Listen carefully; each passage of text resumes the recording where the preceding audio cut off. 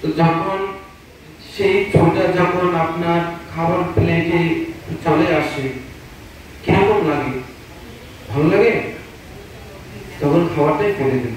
তো যখন সেই চুলটা আপনার মাথায় ছিল ততক্ষণ তাকে আপনি যত্ন করতেন, যেই সেই চুলটাই আপনার খাবার প্লেটে চলে আসলো তখন সেই চুলটাই সেই খাবার প্লেটে আপনি ফেলে দিলেন।